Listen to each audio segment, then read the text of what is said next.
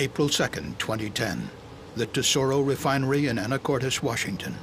A nearly 40-year-old heat exchanger violently ruptures, causing an explosion and fire that kills 7 workers, the largest loss of life at a U.S. refinery since 2005. The Chemical Safety Board launched an investigation and determined that the heat exchanger catastrophically failed due to long-term damage from what is known as high-temperature hydrogen attack. The Tesoros Refinery in Anacortes is an 800-acre facility located approximately 70 miles northwest of Seattle. The refinery produces a variety of products, including gasoline, diesel, jet fuel, and asphalt. Within the refinery's naphtha hydrotreater unit, raw naphtha, a light component of crude oil, is treated to remove nitrogen, sulfur, and oxygen impurities. Before entering the unit's reactor, the raw naphtha and hydrogen are preheated inside pressure vessels called heat exchangers. The unit contains 2 banks of 3 heat exchangers supported by a 3-level steel structure. Each heat exchanger consists of a bundle of tubes inside a steel shell. Hot fluid exiting the reactor flows through the heat exchanger shell, while cool fluid headed for the reactor flows inside the tubes. Heat is exchanged through the walls of the tubes. Every 6 months, the heat exchangers are taken offline to be cleaned because of fouling, a common occurrence when operating heat exchangers in this type of service. As the raw naphtha is heated, a scale-like material forms and deposits onto the inside of the tubes, hindering the transfer of heat in the exchangers. On March 28, 2010, 1 bank of heat exchangers was taken offline and disassembled for cleaning, while the other bank remained in service. This allowed the unit to continue to operate. By mid-afternoon on April 1st, the cleaning was complete, and operators initiated the startup of the offline bank of heat exchangers.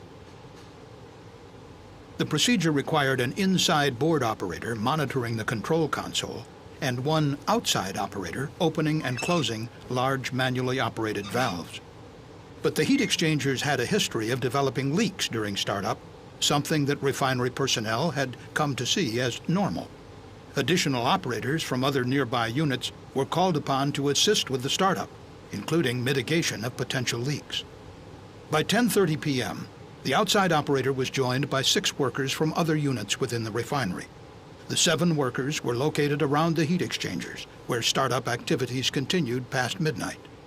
But unknown to the workers, the steel shells of the middle vessels in both banks of heat exchangers had been severely weakened due to cracking caused by high-temperature hydrogen attack. This occurs when tiny hydrogen atoms diffuse into steel at a high temperature, then react with carbon in the steel to form methane gas. The larger methane molecules, unable to diffuse out of the steel, accumulate, stressing the steel and over time causing fissures. In both of the middle heat exchangers, the fissures grew and connected to form large internal cracks. One such crack was 48 inches long and extended more than 1/3 of the way through the vessel's 1-inch thick shell.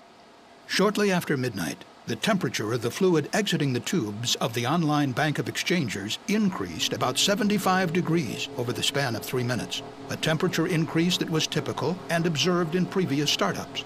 But the middle heat exchanger was so severely weakened from high-temperature hydrogen attack that it likely could not withstand the stress caused by the rapid temperature increase. At 12:35 a.m., employees working at a nearby process unit heard a loud hissing noise when vapor began to leak as the heat exchanger cracked at its weakest point. Seconds later, the exchanger violently ruptured. Hot hydrogen and naphtha vapor rapidly vented from the exchanger and spontaneously ignited upon contact with air, resulting in a massive fire that consumed the heat exchanger structure. 3 of the 7 operators died at the scene. The other 4 operators were transported to local burn centers with severe injuries. 2 died within hours. The other 2 succumbed within days.